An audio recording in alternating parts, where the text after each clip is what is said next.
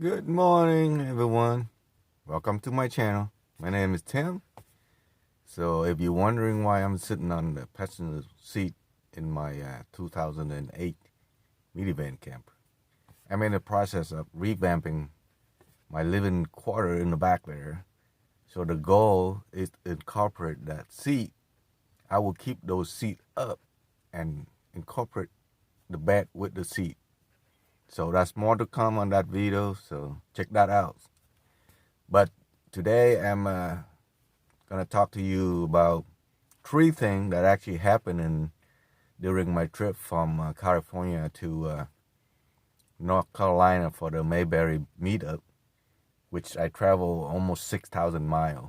And three things major that happened to the vehicle during my travel. So I'm gonna share with you today. Let's go.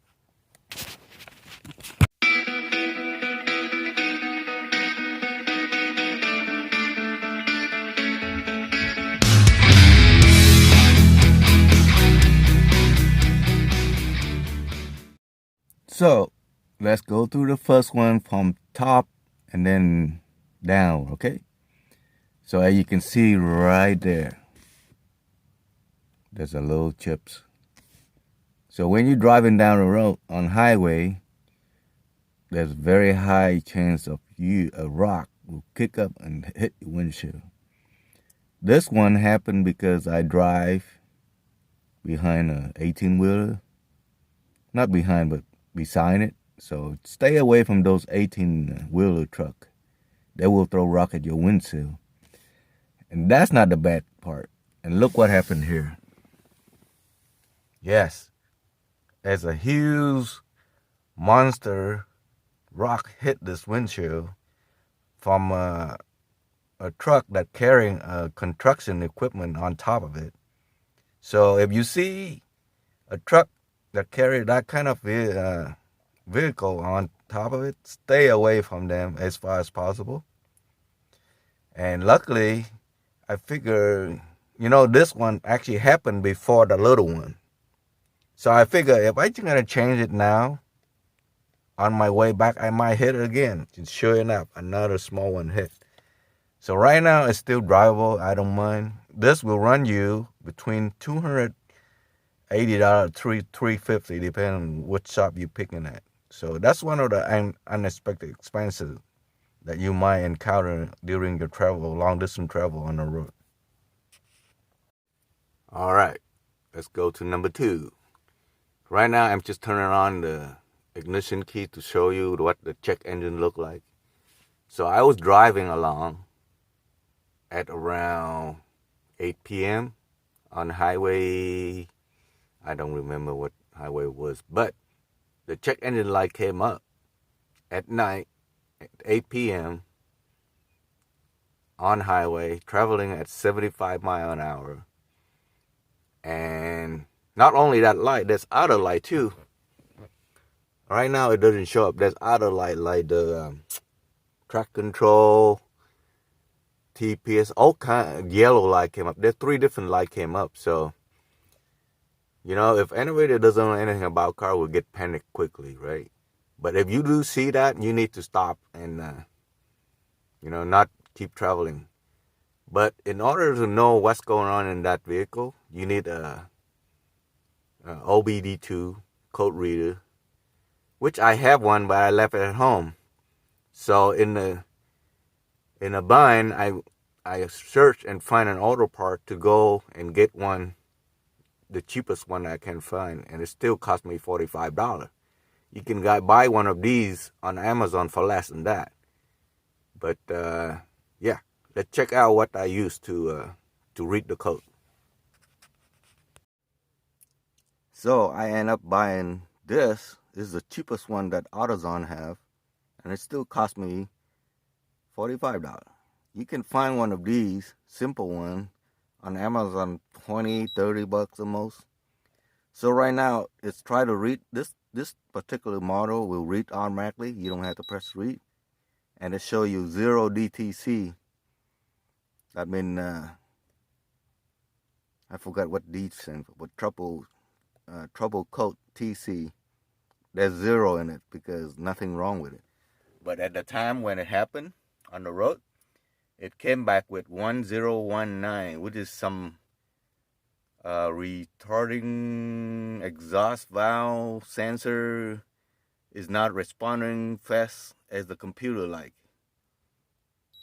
You know, if you don't know anything about vehicle and you bring it to a mechanic or dealer, they're gonna try to trick you to thinking that you know, you need to change out that valve, which will cost you probably thousands of dollars. So, being me, a cheapskate, guess what I do? I reset it, and then I turn on the engine and driving down the road and see what happened. And sure enough, it never came back until I went home. But one time it did kind of flash like a little bit because I went over a little bump on the road. And guess this will lead to the next problem. Oh, before we go there, it's very easy to use. All you have to do, all new vehicle will have a port to plug this in this area. Somewhere here to there, you will find a port to plug that in. If you don't know what it is, Google it on YouTube. Somebody will show you how to get it. But at least with the reader, you know what's the code is. You Google it, and you can find out how serious it can. I continue to drive the road or not. This particular thing will actually tell you how serious the problem is right here. See how the bar, the higher it is. So if it's 3 bar, stop immediately and just don't do anything. All right, let's go to see the next issue that I had and what I have that saved my behind on the road without waiting for a AAA to come bail me out. So the next problem I had with this minivan on the road was the battery. So it's always good to have a set of this jumping cable on your vehicle at all times. But you depend on getting somebody to help you give you a jump from stranger, which most people are nowadays afraid doing that because of the sensitivity of the vehicle computer. So they're afraid of giving people jump. So you got to be careful with that. But if you have one of these, somebody can help you out. It's good. But a better solution is to always have a jump pack for this. I think I have a video on my playlist how I jump the vehicle. Very simple. You hook it up. Let me show you how simple it is. All right. So there's a battery pack and the cable that you can actually connect to the battery to jump it. What happened is after 2-3 hours of driving, and I stopped for gas, and when I get back in the vehicle and start the vehicle, and all I hear was a click, click, click, click, click. That right away told me that the battery is not getting charged from all the driving. So I hooked this up to the battery and jumped myself and go again. And it was enable me to get to, instead of AutoZone, this time I find O'Reilly and get myself a new battery. So this will get you out of bind and get you where you need it to replace the battery. All right, let me show you how I hook it up. So it's all color match, black, go to black. Yeah, don't hook up to the battery pack until you hook this up to the battery. Right there. See, you can hear that sound? So once you plug into this, that sound will go away.